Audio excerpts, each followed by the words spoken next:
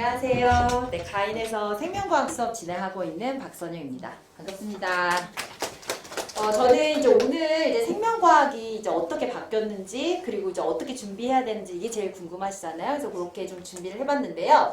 저는 이제 서울, 서초, 서문여, 동덕여 생명과학 수업 진행하고 있고 특히 반포 생명과학 원투 수업을 제가 다 진행을 하고 있어요. 근데 우리가 이번 생명과학에 가장 크게 바뀐 게 아이들이 이제 생명과학 2도 하게 되는 거잖아요. 그래서 제가 좀 거시적인 관점에서 보면서 이제 어떻게 준비하면 좋을지 자세히 설명드리도록 하겠습니다.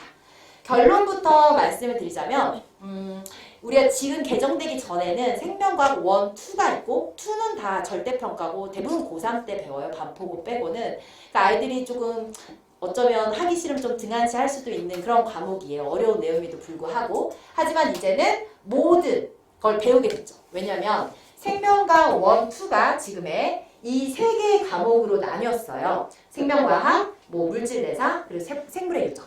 이렇게 세 과목으로 나뉘어지면서 없어진 소단어는 진짜 딱 하나밖에 없어요. 그러니까 그냥 나는 생명과학 1, 2를 이제 다 배워야 된다. 이렇게 생각을 하시면 되고요. 근데 이 모든 게 전기 상대평가예요. 그러면 이제 아이들 입장에서는 굉장히 부담스럽고 다 경쟁을 해야 되니까 준비를 할 수밖에 없습니다. 자, 그러면 이제 그 각 단원이 이제 어떻게 구성되어 있는지 보면 일단 생명과학은 생명 지금 과학 원에 있는 내용들이 가장 많이 들어가 있는 부분이에요. 생명과학 원에 들어있는. 자, 그러면 이제 생명과학 원에서 제일 어려운 게 뭐냐라고 한다면 고2나 고3 어머니들이 계신다면 다 아시다시피 이제 유전인데요. 근데 사실 생명과학에서 유전만 어려운 건 아니거든요. 계산도 굉장히 많이 나와요. 그게 이제 항상성과 몸의 조절이라는 단원에서 막전이라든지 이런 것 계산하는 문제들이 나오고요. 그리고 이제 생명에서 원래는 염색체와 세포분열 그리고 여기 사람의 유전 부분이 있었어요. 좀 큰 덩어리죠. 어려운 부분인데 그 사람의 유전이 어디로 왔느냐? 생물의 유전 단원으로 넘어갔어요. 그러면 생명과학이 좀 쉬워졌냐? 조금은 쉬워진 게 맞아요. 하지만 유전은 아직도 남아있다. 그래서 그렇게 쉽게 다가갈 수 있는 그런 과목은 아닙니다. 자, 그리고 세포와 물질대사인데요. 여기는 지금 현재 생명과학 2에서 유전이 아닌 부분만 모아져 있어요.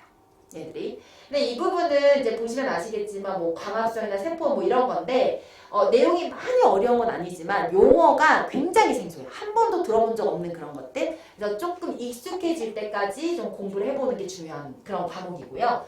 이거는 정말 극악의 단원, 극악의 과목이에요. 정말 그 유전이 되게 어렵죠. 하지만 그 유전이 생명과학 1, 2에 있는 걸 다 모아놨어요. 그래서 제일 어려운 과목이고 제가 이런 말 하면 안 되지만 혹시나 선택 안 해도 되는 위치에 있다면 하지 말아라 라고 말하고 싶어요. 정말로. 왜냐면 시간 투자를 정말 많이 해요.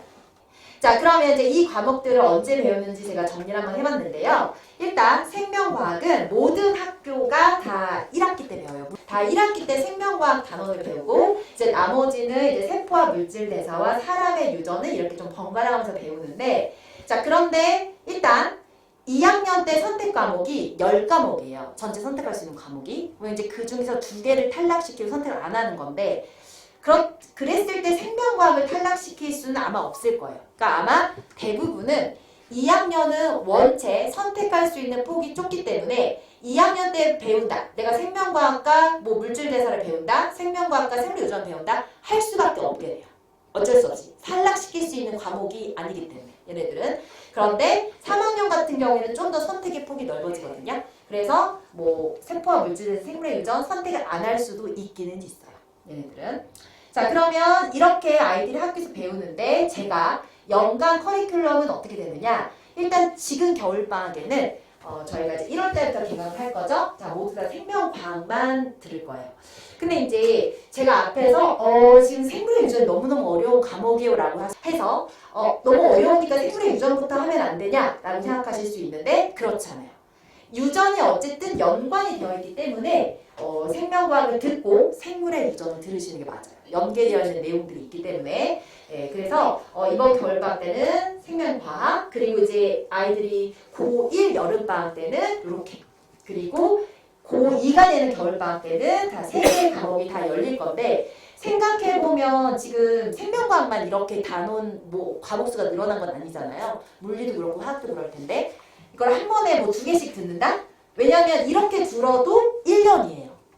그렇잖아요. 예전에는 이걸 1년 동안 배웠는데 이렇게 들어야 1년인데 그럼 두 개를 같이 넣냐? 사실 불가능하다. 왜냐면 물리나 화학도 해야 되니까요. 그래서 지금부터 시간이 낼 때 가장 시간이 될 때는 지금 아닐까요? 하나씩 들어놓는 게 좋습니다. 자, 그러면 제가 다시 한번 정리해드리면 누가 이 생명과학을 들어야 되냐? 당연히 예비고일 학생들을 모두 다해요.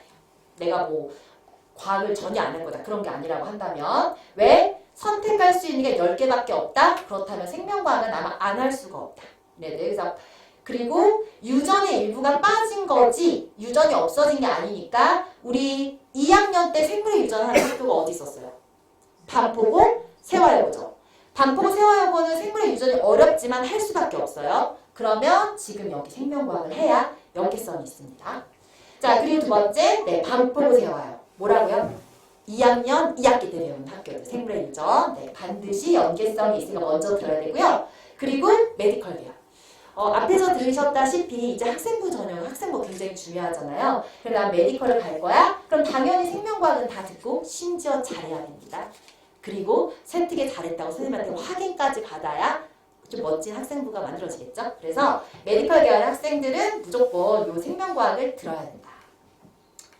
자, 그러면 이제 제가 준비한 이번 생명과학은요. 일단 누구나 시작할 수 있는 생명과학. 아무도 선행을 하지 않았어요. 생명과학은 그 누구도 지금 사실 생명과학 이미 개강을 해가지고 1차 개강, 특개강하는 반응 수업을 하고 있는데 그 학생들은 지금 뭐 반포구나 세화여고를 희망하는 학생들이에요. 대부분. 근데 이제 그 학생들도 아무도 선행을 하지 않아서 지금도 시작을 하고 있고 아마 대부분의 학생들이 그럴 거라 생각을 합니다.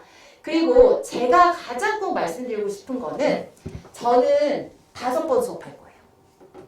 뭐 다른 저도 이제 여기서 학원 생활을 하다 보니까 다른 학원 어떻게 하는지 너무 궁금해가지고 알아보는데 8번씩 수업을 하더라고요. 근데 제가 너무 정직하게 말씀해서 조금 그런데 이 생명과학이라는 것이 8번씩 수업할 정도로 수업 내용이 그렇게 구성되어 있지가 않아요. 근데 8번씩 한다?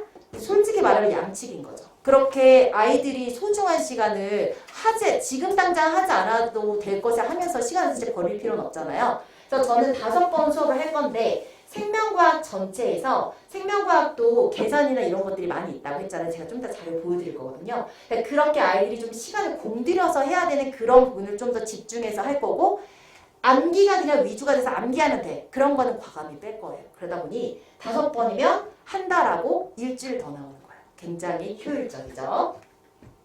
자, 그러면 저는 어떤 것에 포커스를 줄 거냐? 일단 애들을 개안시키는 데 목적입니다. 개안이라는 게 이게 지금 2024년도 9월 모의고사예요. 근데 이제 이걸 왜 가져왔냐?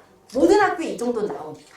이게 어디서 나와보라고 말하기가 좀 그럴 정도예요. 모든 학교에서 나오는 게 보통 이 정도 난이도예요. 그런데 아이들한테 이걸 준다? 풀 수 있을까요? 못 풀죠. 왜냐면 어디서부터 시작해야 될지 모르고 이게 지금 계산까지 있고 굉장히 접근이 사실 어렵습니다. 그래서 저는 이제 이런 자료를 아이들한테 지금 당장 들이밀지는 않을 거고요. 이런 자료를 풀려면 어떻게 접근해야 되는지를 연습을 시켜야 될 건데 이게 지금 제 교재예요. 아까 있던 그 앞에서 보여줬던 자료를 좀 더 쉽게 만들고 그리고 이 자료는 사실 뭐부터 분석을 해야 되냐면 여기 시간을 가지고 속력을 계산하는 것부터 시작이 되거든요. 그래서 조금 안 보이시면 확대를 해보면은 제가 여기에 6초라는 것을 어떻게 분석을 해서 그걸 가지고 속도를 어떻게 계산해 라고 이게 문제 푸는 방법을 여기다가 순서를 정해주는 거예요.